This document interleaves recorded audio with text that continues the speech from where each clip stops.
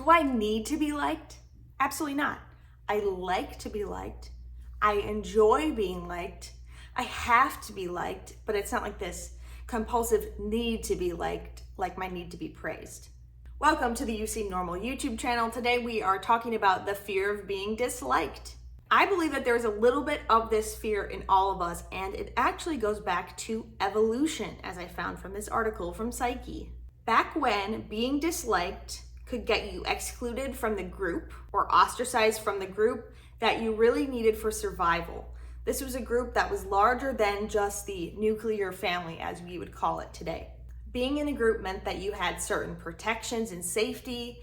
It meant that you could sleep peacefully, you could have access to food, that you could procreate. It was literally survival. So if you lost your group, you would lose protection, food, safety, etc. I think there's still a little bit of that today when you look close up. For example, if someone doesn't like me at work, there is this nagging feeling that they could do something directly or indirectly to keep me from opportunities, connections, promotions, things that threaten my employment, which is a survival tactic. Because of this fear, we turn to people pleasing in hopes of increasing our social approval. If I do everything I possibly can for this person and that person exactly how each person would like it done, then how could anyone dislike me? Anyway, imagine how much energy you spend on a daily or weekly basis to please people in hopes that they do not dislike you. Now, this will vary by person, but I am imagining how much energy I'm spending on that. Intellectually, we know that a person liking us or not liking us isn't really up to us. That's really not something we have control around, and we also are not guaranteed one way or the other based on our actions. And yet, we turn to people pleasing and these other weird connected beliefs because it gives us that false sense of control.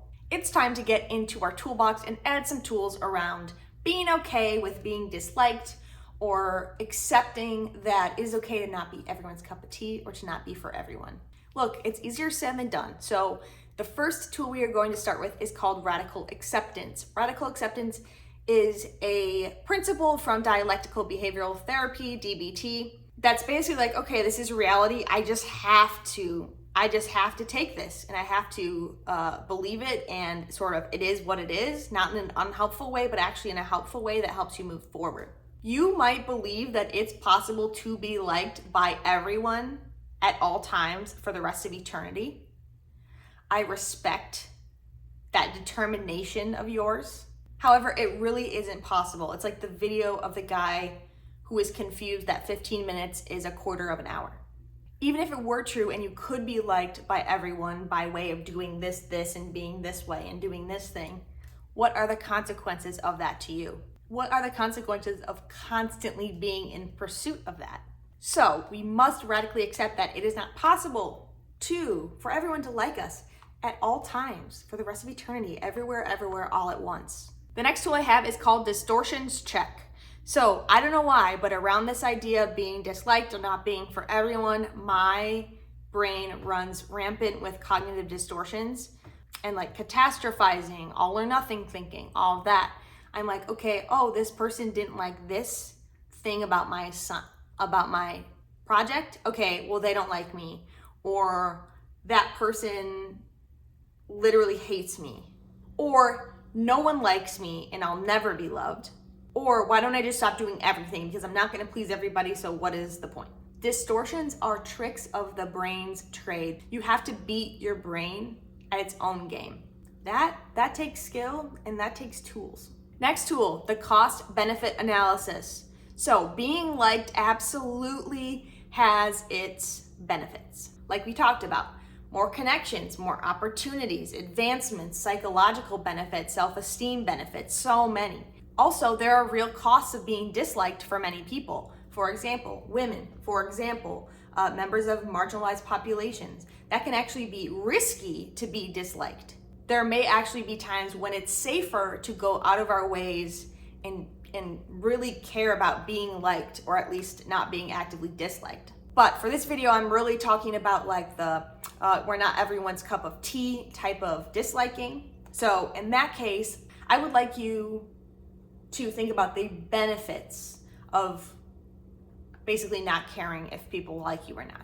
I will help you with those. First, you can stop bending every which way to please every person that you come into contact with. That should be a huge weight off your shoulders. Next, you can stop expending energy worrying about what someone thinks of you or how you're being perceived. Third, you can have more fun and live more joyfully if you are choosing to focus on the things that matter to you and that you want to prioritize, and not just obsessing and focusing our attention on, does this person like me? OMG, this person doesn't like me, what do I do? Next tool is called disagree does not equal dislike. This is an interesting one in the current world we are in, but I'm gonna take us back. I'm gonna take us back to how things are supposed to be. Generally, a disagreement in some sort of meeting or conversation or something like that does not mean that you dislike that person, okay? So if somebody disagrees with something that you said, you in your mind, you're not supposed to be like, oh my God, they hate me. They just disagreed with that one thing, they absolutely hate me. At the same time, don't be afraid to disagree with someone. Again, it doesn't mean you don't like them. Again, though, we are at a point where this is becoming different. If you are disagreeing with basically my human rights, anything like that, that does sort of become a dislike. That we're entering a different territory. But when we talk about these lower stakes things, disagree does not equal dislike, so don't get them confused. The next tool is called Rest Assured There's Someone Else, alternately called There's Other Fish in the Sea.